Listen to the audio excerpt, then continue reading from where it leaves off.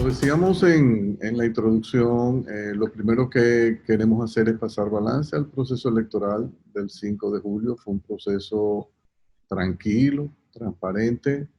Dimos una demostración a todo el mundo de que es posible, aún en medio de una pandemia profunda como la que está afectando a la República Dominicana y al resto del mundo, llevar a cabo un proceso electoral en orden. La mayoría de la gente que uno observó en las mesas y los votantes guardaron y respetaron los protocolos. Y sin lugar a duda, República Dominicana hoy día ha subido en el ranking reputacional en términos de la madurez de su sistema democrático, motivado por este ejemplo de civismo que pudimos dar el 5 de julio. En eso también contribuyó mucho el hecho de que la Junta Central Electoral pudo sortear el episodio triste de la primera suspensión del proceso de las elecciones municipales que tuvimos en el mes de febrero a raíz de fallos en el sistema. Después se sobrepuso, pudo realizar esas elecciones sin problema y ahora esta, de nuevo, sin hacer uso del voto automatizado, salió también perfectamente sin ningún tipo de contratiempo. Algo que no es común en América Latina y tampoco abunda mucho en Dominicana, pero en ocasiones lo hemos visto, es que los candidatos que perdieron las elecciones rápidamente reconocieron que fueron derrotados, que el pueblo habló, que señaló qué era lo que perseguía y en consecuencia felicitaron a Luis Abinader, el nuevo presidente electo de República Dominicana, por su triunfo contundente e irreversible. Yo creo que eso también internacionalmente, los comentarios que hemos recibido, es que al verse esto en las redes, la forma en que actuó la clase política dominicana, mandamos una señal de madurez política muy bonita que nos ayuda. Y ayuda, mucha gente no lo entiende, pero ayuda en el ámbito incluso de promover la inversión extranjera, porque cuando los inversionistas ven que República Dominicana es un país que sus diferencias la lleva a un proceso electoral y deja que el pueblo decida abiertamente y el que ganó, ganó y el que perdió, perdió y las partes reconocen. Eso es un proceso de avance muy importante porque libera la economía de una serie de traumas institucionales y de discusiones estériles en el ámbito político que nos hacen mucho daño. Escuché, por ejemplo, conversando con inversionistas y tenedores de bonos que estaban a los 2 días de haber sucedido el proceso electoral nuestro, estaban en conversación con funcionarios del gobierno de Guatemala y los guatemaltecos estaban sorprendidos de la transparencia, el nivel de civismo y de madurez política que República Dominicana exhibió en esto y que incluso el caso nuestro está siendo utilizado internacionalmente como ejemplo de cómo se pueden manejar los procesos electorales en situaciones de crisis. Creo que no hay duda de que la mayoría de la población, a pesar de la alta abstención que tuvimos, se fue a favor del cambio, o sea, la gente quiere un cambio de autoridades y sin lugar a duda que la oferta del cambio estuvo liderada en todo momento por Luis Abinader y el Partido Revolucionario Moderno.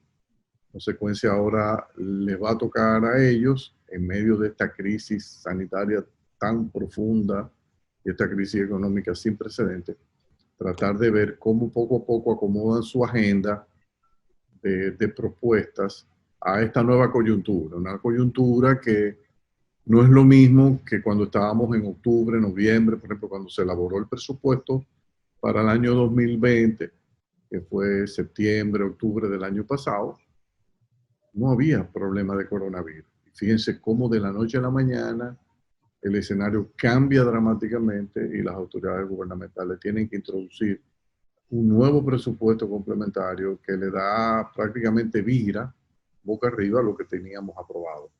Eso mismo puede pasar con las nuevas autoridades que encuentran una coyuntura que están analizando ahora. Ya existen las comisiones de transición que están colaborando, gobierno Partido Revolucionario Moderno, las nuevas autoridades, y están empezando a intercambiar informaciones para elaborar los planes. Se ha dicho cosas muy positivas, que posiblemente parece ser que sería una figura clave del gobierno, que es el expresidente del CONEP, Lisandro Macarrulla, ha dicho que todos los planes positivos del gobierno van a ser continuados. Y eso también es una exhibición de madurez política. No podemos nosotros cada 4 años estar en un país donde viene un nuevo equipo y cambia todo lo que hizo el anterior. Por ejemplo, una de las cosas más lamentables en el caso de Estados Unidos cuando ganó Donald Trump es que él vino con una agenda de desbaratar todo lo que había hecho el anterior presidente Obama.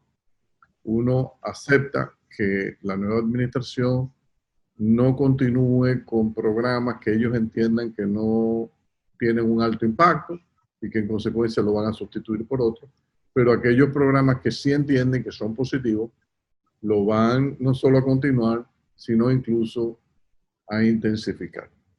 Mucha gente se sorprende porque entiende que hubo una alta tasa de abstención, cerca de un 45%. Miren, yo pienso que el problema es que en medio de una pandemia, pretender que todo el mundo iba ahí sabiendo de que hay un riesgo de contagio mayor cuando hay aglomeración, era ilusorio. Yo creo que el hecho de que hayan votado 4.1, 4.2 millones de personas es una excelente participación cívica en medio de una pandemia. Es posible que si no hubiésemos tenido pandemia, votan quizás 5 millones y tenemos una abstención de un 30%. Pero estas cosas ocurren, o sea, y hay que estar preparado. Yo no creo que le podemos restar mérito al proceso electoral por el hecho de que tuvimos una abstención relativamente alta. Es razonable para el momento que estaba viviendo el país. Ahora lo importante es que las nuevas autoridades analicen cuál es la coyuntura y presenten rápidamente su programa de acción. Creo que en el ínterin, dada la crisis sanitaria, ojalá que las decisiones ya comiencen a ser tomadas desde ahora, aunque no haya asumido el gobierno del presidente Luis Abinader, del presidente electo, que los equipos sanitarios coordinen todas las decisiones y que incluso si entienden que va a ser necesario habilitar nuevas camas hospitalarias en edificaciones públicas o edificaciones que estén abandonadas, es importante que lo hagan ya de manera conjunta, que se puedan poner de acuerdo incluso en las propias compras de equipos, de camas, de todo lo que haya que hacer para habilitar, porque aparentemente lo que va a venir es una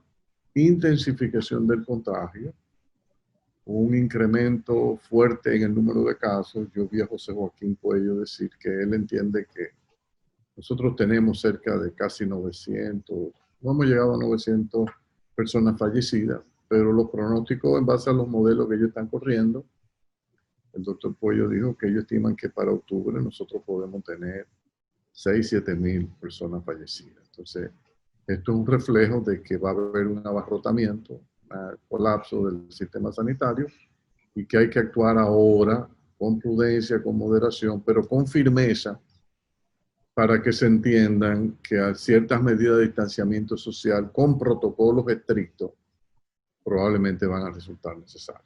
Jackie. Mira, Andy,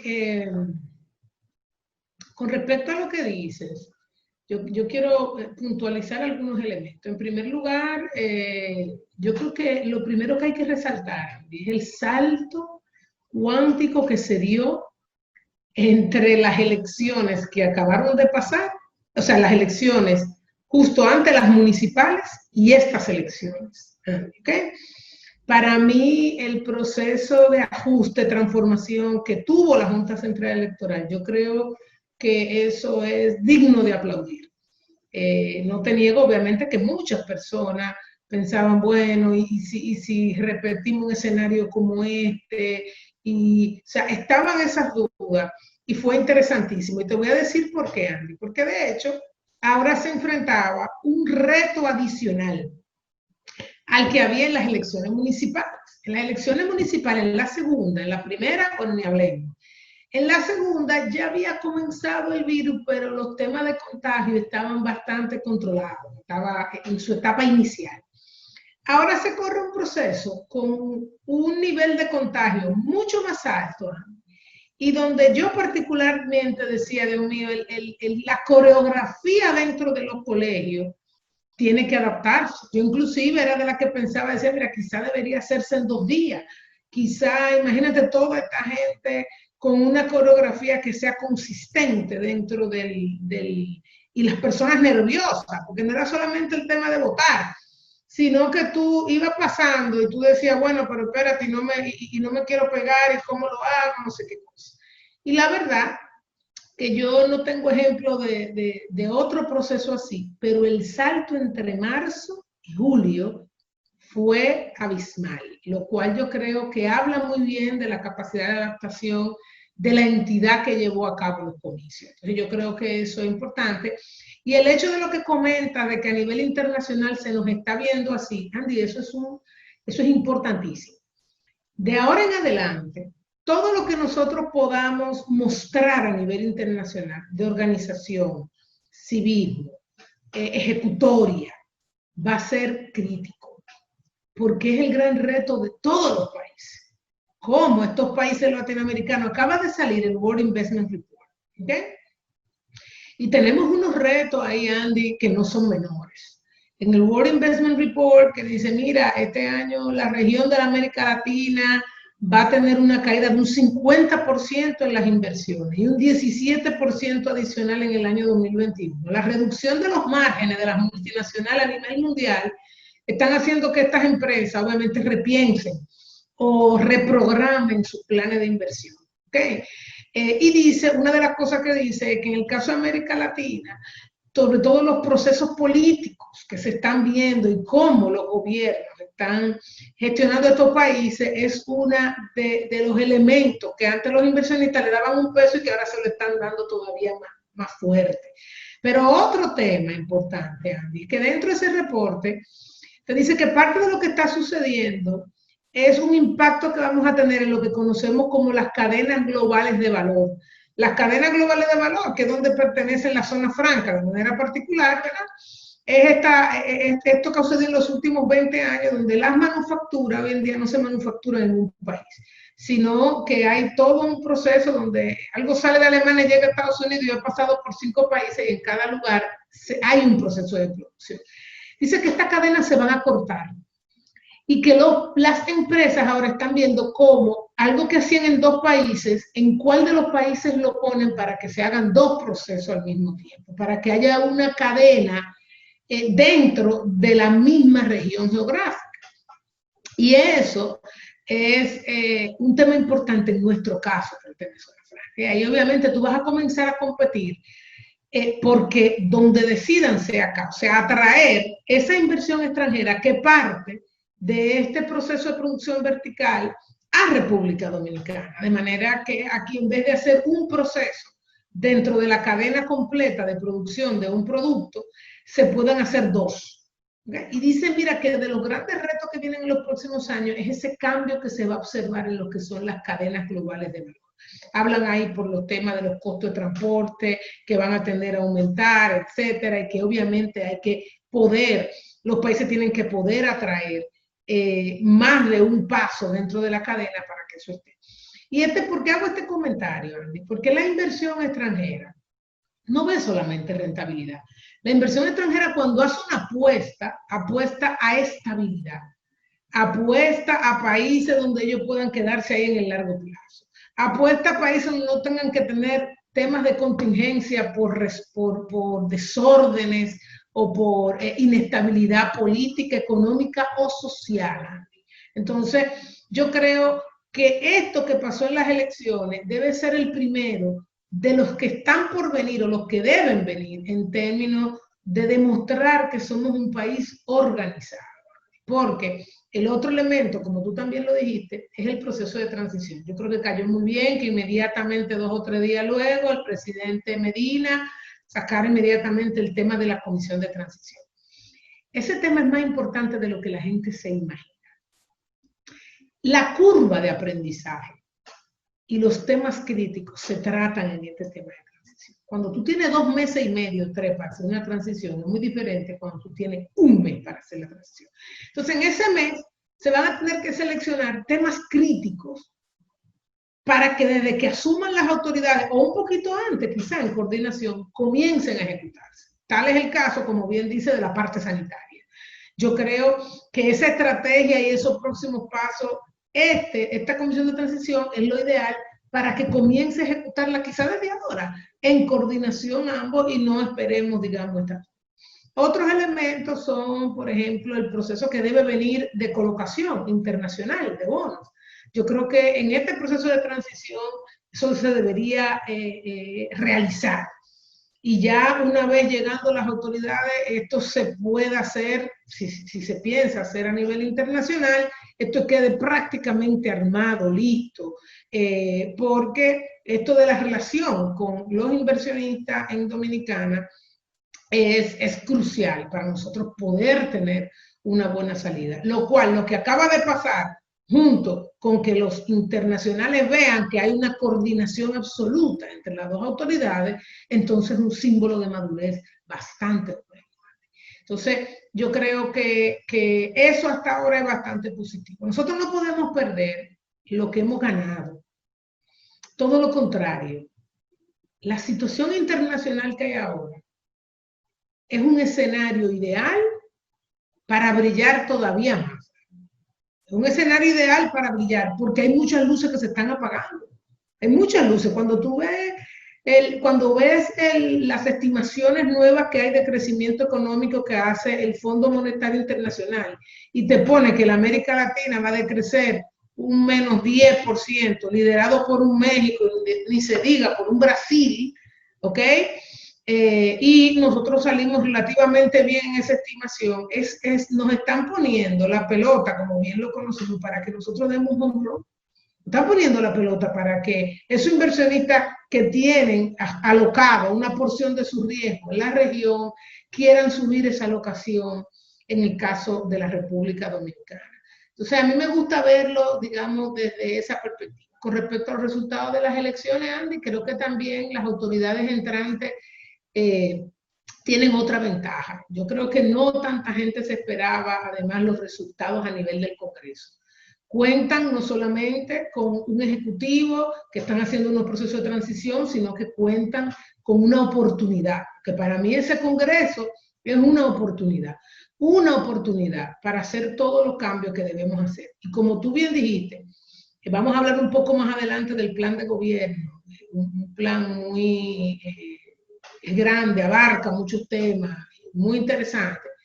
Pero, Andy, si bien quizá, como bien dijiste, esto se hizo antes del corona, este no es un plan para una crisis, ¿verdad? Esto es un plan para una transformación, pero no en medio de una crisis. Pero sí, en medio de esta crisis, yo creo que toca que ese Congreso comience a todos esos temas que están ahí, que implican cambios legislativos, que implican mejoras a la legislación actual, desarrollo de nuevas legislaciones, ajuste a alguna de las estructuras gubernamentales. Entonces, que se comience a trabajar para que en el momento que haya la oportunidad, Andy, nosotros no perdamos el tiempo. Entonces, yo creo que si bien no es un momento para ejecución, sí es un momento para implementación y desarrollo de todo lo que se tenga que desarrollar. Y con este Congreso y con esta transición, Andy, yo creo que están en una posición anotadora muy buena para enfocarnos en esas cosas y seguir los próximos pasos. Sí, eso que tú señalas es positivo, o sea, incluso visto desde fuera del país, cuando tú tienes que el partido que gana el Poder Ejecutivo también tiene un control mayoritario de las dos cámaras. Eso es muy buena noticia porque eso transmite la idea de que es mucho más fácil hacer los cambios y ejecutar las reformas que el país necesita. Yo recuerdo incluso en la campaña del 2016, Danilo Medina decía, yo necesito un congreso, yo quiero mi congreso, pero ¿por qué?